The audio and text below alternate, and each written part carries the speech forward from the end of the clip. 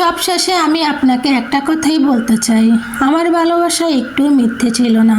এই ভালোবাসা কোনো মুহূর্তেই আবেগ ছিল না, ছিল না কোনো স্বার্থের হিসাব কিংবা পাওয়া না পাওয়ার শর্ত। প্রতিটা দিন, প্রতিটা রাত, প্রতিটা না বলা কথা আর নীরব অপেক্ষার ভিতর দিয়ে আমি এই ভালোবাসাকে বয়ে নিয়ে গেছি খুব যত্নে। আপনি হয়তো কখনো বুঝতে পারেননি কিংবা বুঝেও না বোঝার ভান করেছেন, তবুও আমার অনুভূতি সত্যতার কোনো বাস পড়েনি। কষ্ট পেয়েছি, ভেঙেছি, নিঃশব্দে কেঁদেছি, তবুও আপনার জন্য আমার দোয়া, আপনার সুখ কামনায় এটাই করি সব সময়।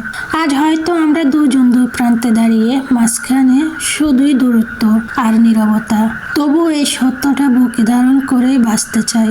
আমি আপনাকে ভালোবাসি, সেটা ছিল ভীষণ সত্যি, নিঃস্বার্থ আর আজীবনের মতো গভীর।